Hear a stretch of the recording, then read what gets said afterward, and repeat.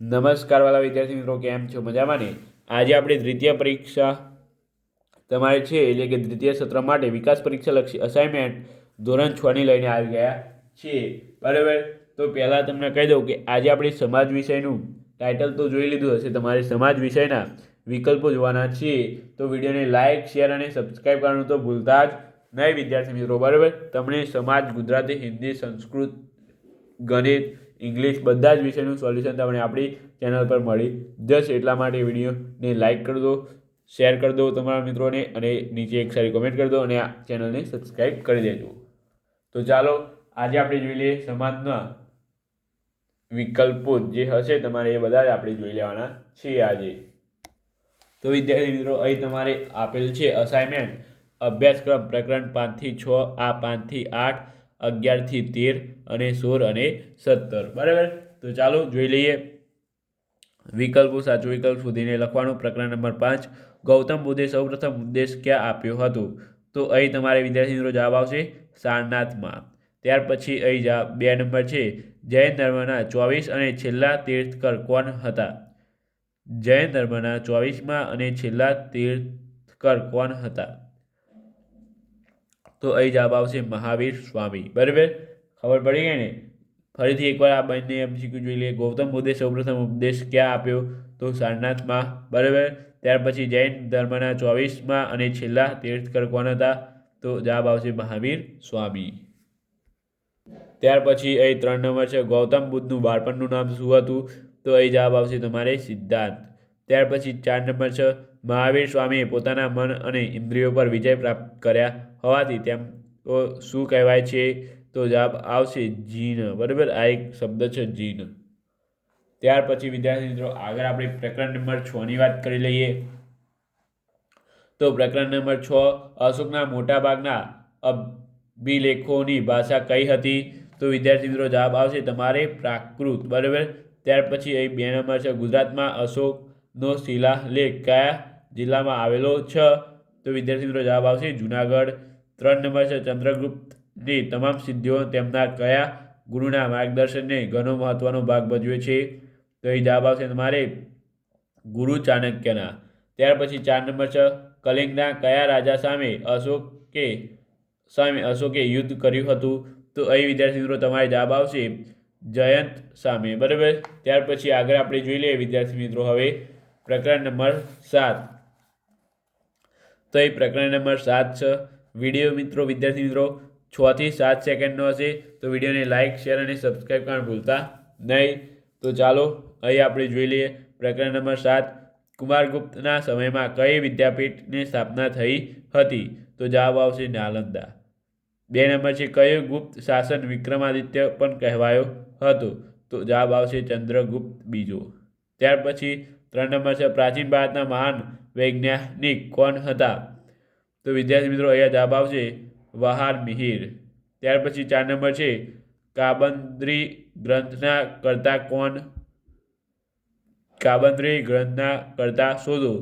તો અહીં જવાબ આવશે તમારે બાન ભટ્ટ, બરાબર. કોણ હતા? બાન ભટ્ટ. તો ચાલો હવે આગળ આપણે જોઈ લઈએ જવાબ, તમે જોઈ લો આના. ત્યાર પછી વિદ્યાર્થી મિત્રો અહીંયા પ્રકરણ નંબર 8 છે, ભારતના સૌથી પ્રાચીન ધાર્મિક સાહિત્યમાં કોનો સમાવેશ થાય છે? તો અહીંયા જવાબ આવશે વેદોનો. કયા વિશ્વવિખ્યાત ચિત્રને ભારતીય સંસ્કૃતિનું ઘરેણું માનવામાં આવે છે? તો અહીં જવાબ આવશે પદ્મમાનીના. 3 નંબર છે, કનિષ્કે બનાવેલ પહેરવેશના સ્તૂપને શું કહેવામાં આવે છે? તો અહીં જવાબ આવશે તમારે શાહજી કી ડેરી. 4 નંબર છે, ગાંધાર ક્ષેત્રમાં કયું મહાન શૈક્ષણિક તીર્થસ્થાન વિકાસ પામ્યું હતું? તો અહીં જવાબ આવશે વિદ્યાર્થી મિત્રો તક્ષશિલા. ત્યાર પછી આગળ આપણે પ્રકરણ નંબર 11 જોઈ લઈએ હવે, બરાબર. હેતુલક્ષી એટલે કે વિકલ્પોમાં પ્રકરણ નંબર 11 છે, તો જોઈએ. તો અહીં છે, એન્ડીઝ નામનો ગેડ પર્વત કયા ખંડમાં આવેલો છે? તો વિદ્યાર્થી મિત્રો એન્ડીઝ નામનો ગેડ પર્વત કયા આવેલો છે? તો એ છે દક્ષિણ અમેરિકામાં. ત્યાર પછી છે, જર્મનીનો હોસ્ટ પર્વત કયા પ્રકારનો પર્વત છે? તો અહીં જવાબ આવશે તમારે ખંડ પર્વત, બરાબર. ત્યાર પછી અહીં 3 નંબર છે, પિંડ મોન્ટ ઉચ્ચ પ્રદેશ કયા દેશમાં આવેલો છે? તો એ જવાબ આવશે તમારે યુએસએમાં. ક્યાં આવેલો છે વિદ્યાર્થી મિત્રો? યુએસએમાં. 4 નંબર છે, 2 વિશાળ જળ વિસ્તારોને અલગ કરતી સાંકડી ભૂમિ પટ્ટીને શું કહે છે? તો એ જવાબ આવશે તમારે સહયોગી ભૂમિ. શું કહેવાય વિદ્યાર્થી મિત્રો? સહયોગી ભૂમિ. ત્યાર પછી પ્રકરણ નંબર 12ની વાત કરી લઈએ વિદ્યાર્થી મિત્રો. હવે તો પ્રકરણ નંબર 12 છે, ઉગતા સૂર્યની સામે ઊભા રહીએ તો પીઠ કઈ દિશા તરફ હોય? તો જવાબ આવે પશ્ચિમ. ત્યાર પછી ઉત્તર પૂર્વ દિશાને કઈ દિશા કહે છે? તો અહીં વિદ્યાર્થી મિત્રો જવાબ આવશે ઈશાન. ત્યાર પછી 3 નંબર છે, રંગીન નકશાઓમાં ભૂમિ સ્વરૂપ દર્શાવવા કયો રંગ વપરાય છે? તો અહીં જવાબ આવશે તમારે બદામી. બરાબર. ત્યાર પછી આગળ આપણે જોઈ લઈએ. હવે 4 નંબર, ભારત પૃથ્વી પર કયા ગોળાર્ધમાં આવેલ છે? તો ઉત્તર પૂર્વ ગોળાર્ધમાં આવેલ છે. પ્રકરણ નંબર 13, વિશ્વનું ઊંચું શિખર કયું છે? તો વિદ્યાર્થી મિત્રો અહીંયા જવાબ આવશે તમારે માઉન્ટ એવરેસ્ટ. ત્યાર પછી 2 નંબર છે, ભારતમાં ઉનાળો કયા મહિના દરમિયાન હોય છે? તો અહીંયા જવાબ આવશે માર્ચથી મે મહિના દરમિયાન. 3 નંબર છે, ભારતમાં વનસ્પતિની વિવિધતાના સર્જન માટે મુખ્ય આધાર શું છે? તો અહીં વિદ્યાર્થી મિત્રો જવાબ આવશે વરસાદનું પ્રમાણ. ત્યાર પછી 4 નંબર છે, ભારતનું રાષ્ટ્રીય પ્રાણી કયું છે? તો અહીંયા જવાબ આવશે તમારે વાઘ.